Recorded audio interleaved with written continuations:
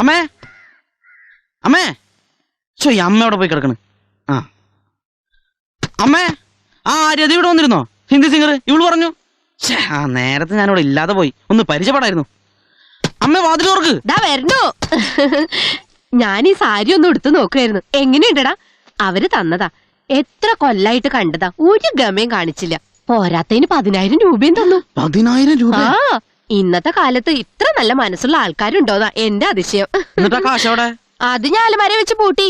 തൽക്കാലത്ത് ചേട്ടനറിയണ്ട, ഉടനെ അവിടെ കടം വീട്ടാം, ഇവിടെ കടം വീട്ടാം, അവിടെ കൊടുക്കണം, ഇവിടെ കൊടുക്കണം എന്നൊക്കെ പറഞ്ഞ് വാങ്ങി ചെലവാക്കും.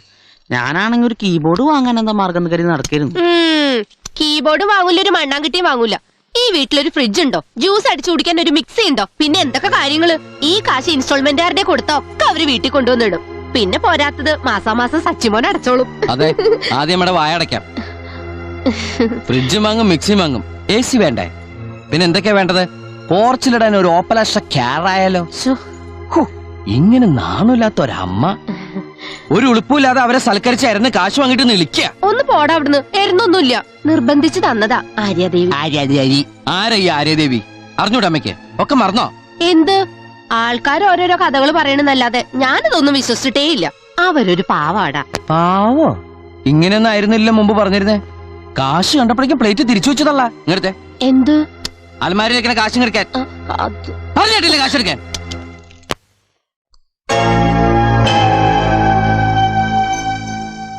പണ്ട് മുതലേ വലിയ ധർമ്മിഷ്ഠയാണെന്ന് കേട്ടിട്ടുണ്ട്. കുറ്റബോധം കൂടുതലുള്ളവർക്ക് ദാനസ്വഭാവം കൂടും.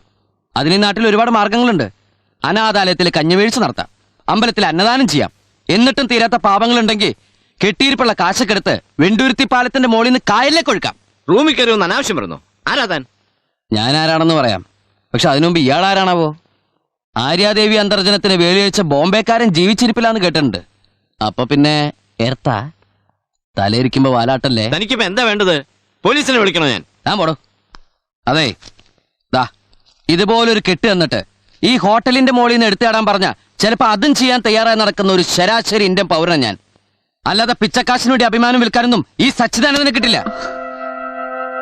അന്ന് ദാദർ റെയിൽവേ സ്റ്റേഷനിൽ നിന്ന് അച്ഛന്റെ ഡെഡ് ബോഡി പോസ്റ്റ്മോർട്ടം ചെയ്യിച്ച് നാട്ടിലേക്ക് അയച്ചു തന്ന ഉപകാരം തന്നെ ധാരാളാ. ഗുരുദക്ഷിണയായിട്ട് രവീന്ദ്രൻ മാഷിനും കുടുംബത്തിനും. ഇത്രയും കാലമില്ലാതെ പെട്ടെന്നുണ്ടായി സ്നേഹത്തിനും സഹതാപത്തിനും വേറെ എന്തെങ്കിലും ദുരിദേശം ഉണ്ടെങ്കിൽ അത് വേണ്ടാന്ന് കൂടി പറയാനാ വന്നത്. ഇപ്പൊ മനസ്സിലാക്കണമല്ലോ ഞാൻ ആരാണെന്ന്.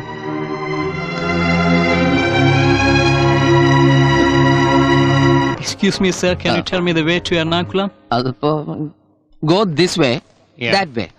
Bus stop. Yeah. Ernakulam bus. Okay. Sachi വന്നുണ്ട്.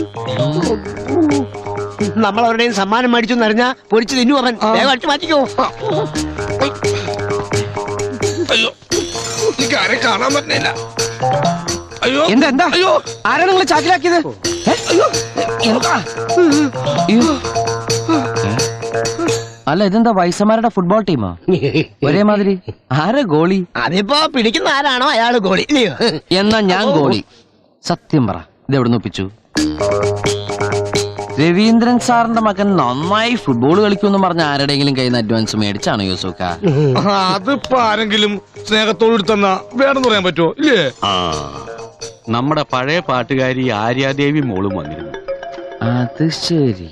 ഓ, നിങ്ങളുടെയൊക്കെ പഴയ ചരക്കാണല്ലോ. അവരെ പറ്റി തോന്നിയ ദിവസം പറയരുത്. ഓ, വിശേഷണം തെറ്റിയല്ലേ?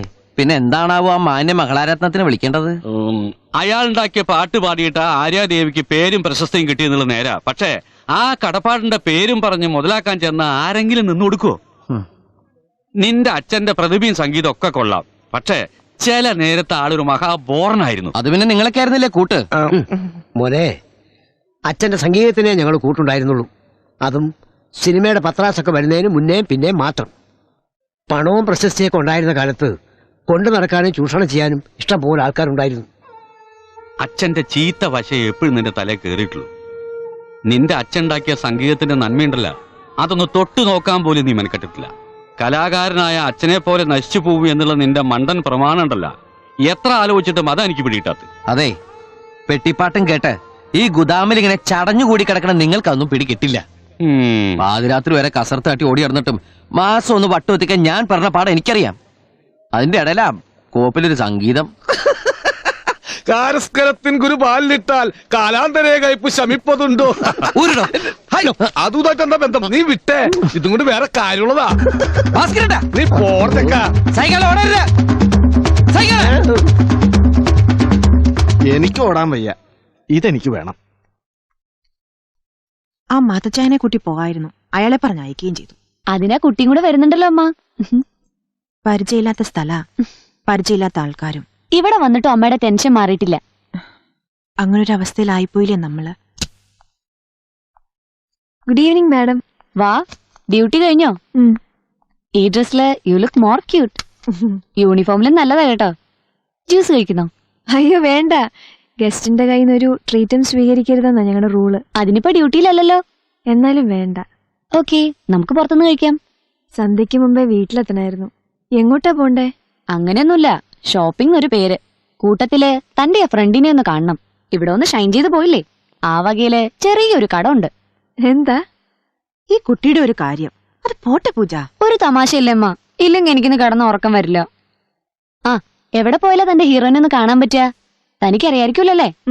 കടലിൽ മുങ്ങിയ കപ്പലിൽ പോകണ പാർട്ടിയാ. നോക്കാം.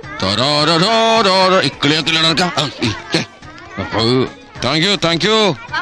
ബൈ. 10 രൂപ.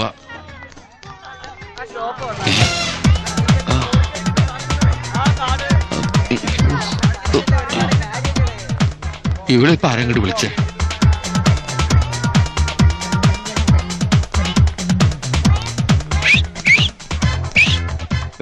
Welcome welcome welcome. ഹായ്.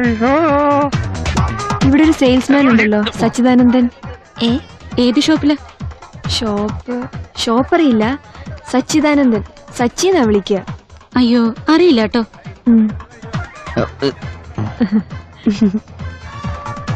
ഇവളെന്തിനാ എന്നെ അന്വേഷിക്കണത്? അത് ഈ പെണ്ണിന്റെ കൂടെ. മോളെ വയറുമ ടച്ച് ചെയ്യാണ്ട് പോണേ.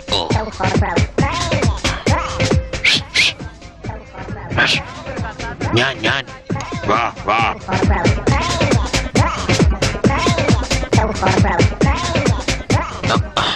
അയ്യോ, മോളിലേക്ക് പോവല്ലേ.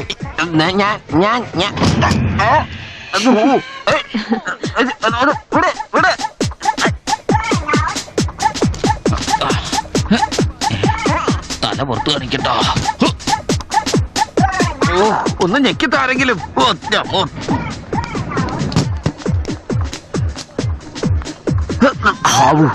ഇതെന്താ സ്കൂൾ വിട്ടാണോ? അല്ല, ഒന്നുമില്ല മച്ചി. ഇതിന്റെ ഡോറെന്താ പുറത്തേക്ക് വരാത്തെ?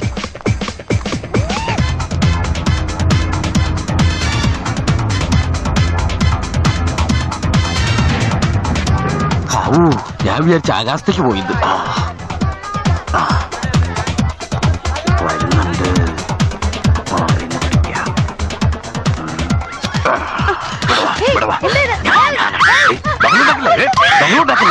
ഒന്ന് പോകണ്ട ഇവിടുന്ന്.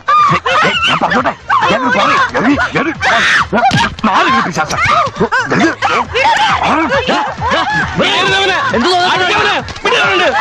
ഒന്നുമില്ല. Time pass.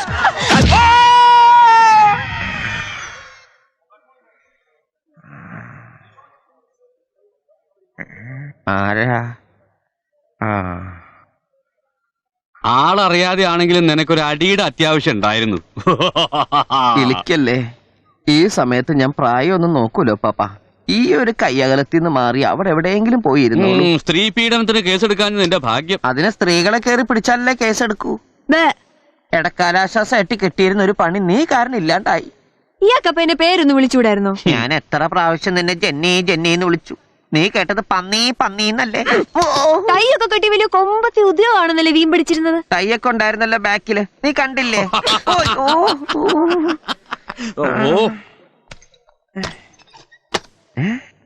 എന്താ അവിടെ എഴുതണത്? കണക്ക്.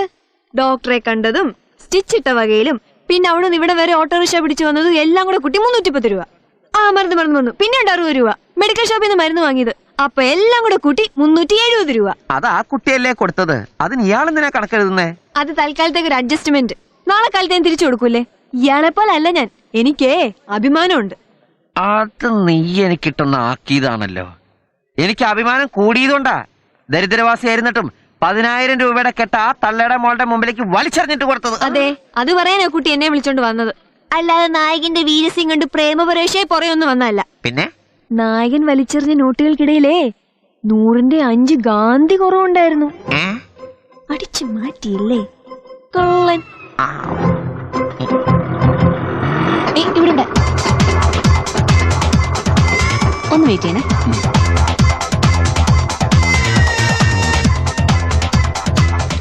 ഹോട്ടലിൽ എത്താറായപ്പോഴൊരു കാര്യം ഓർമ്മ വന്നത്. അതാ ഓട്ടത്തിന് തിരിച്ചു വന്നേ. നമസ്കാരം സേട്ടു പാപ്പ.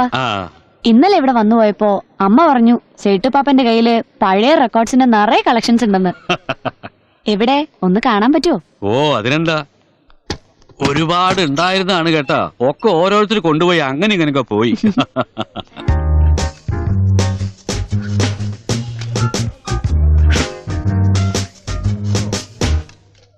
നീ ആ ചുമരം എഴുതിയിട്ടോ, എന്നിട്ട് 500 രൂപ കൊച്ചിനോടത്തേക്ക്.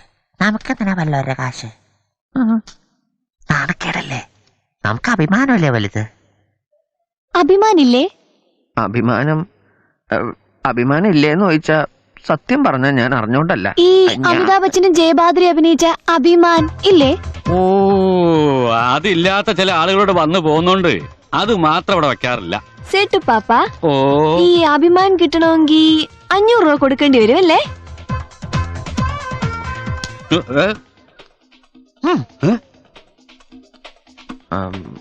500 രൂപ എടുത്തേ. ഒരു 500 രൂപ തരാൻ. ഈ സമയത്ത് ഞാൻ പ്രായം നോക്കൂല മോനെ. ഈ കയ്യകലത്തുനിന്ന് മാറി നിന്നേക്ക്. എടാ 500 വേണ്ടി ഞാൻ ആരാണ്? സേട്ടല്ലേ? ഇപ്പൊ ഒരു പാട്ട് മാത്രമല്ലേ ഉള്ളൂ. നോക്ക്. നീ ഒരു കാര്യം ചെയ്യേ, 500 രൂപയ്ക്ക് അത് 2 കിടക്കെടുത്ത് കൊടുത്തേക്ക്.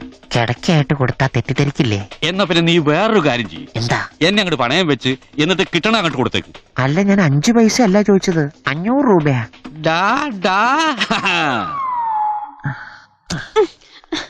ആ പെൺകൊച്ചിന്റെ മുമ്പിൽ ചെന്ന് നാറ്റിക്കരുത്. എന്റെ അഭിമാനം. അഭിമാൻ നേരത്തെ ഇവിടെ ഉണ്ടായിരുന്നോ? നേരത്തെ ഉണ്ടായിരുന്നു, കുറച്ചു നേരം മുമ്പാ വിറ്റത്. എന്നെ പറ്റി എന്താ വിചാരിച്ച്? വെറുതെ ഇരിക്കുന്ന അമിതാഭ് ബച്ചനെ ജയബാദുരെ ഇതിൽ പിടിച്ച് വലിച്ചെടുക്കേണ്ട കാര്യമൊന്നുമില്ല. അങ്ങനെ ഇതിൽ പൊക്കോണ്ടെന്ന് വിചാരിച്ചു ഞാനെന്താ അങ്ങനെ കണ്ട പേടിക്കുന്നു വിചാരിച്ചോ? ഞാൻ കണ്ടിട്ടുണ്ട് അമിതാഭ് ബച്ചന്റെ സിനിമയൊക്കെ, എനിക്കങ്ങനെ നന്നായിട്ട് അറിയാം. അല്ല പിന്നെ എല്ലാവരോടും കുറെ നേരമായി അഭിമാൻ അഭിമാൻ അഭിമാൻ. 500 രൂപ തന്നിട്ടാണെങ്കിൽ ഞാൻ കൂലിപ്പണി എടുക്കും. അല്ല, കൂലിപ്പണി എടുത്തിട്ടാണെങ്കിൽ 500 രൂപ തിരിച്ചു തരും. നിനക്ക് ഞാൻ വച്ചണ്ടാ യൂട്യൂബ് ബ്രൂട്ടസി. കൊറേ നേരമായി നിക്കണ്. കൊറേ നേരം ഓടണോ? എന്റെ വഴി ഇങ്ങടാ ചേട്ടാ. ഒന്ന് ആശുപത്രി വരെ കൊണ്ടുപോകും. മൂക്കിന്റെ ബ്രിഡ്ജ് പോയി. ഒന്ന് വേഗം എടുക്കട്ടാ, സ്റ്റിച്ച് പൊട്ടി. പോ.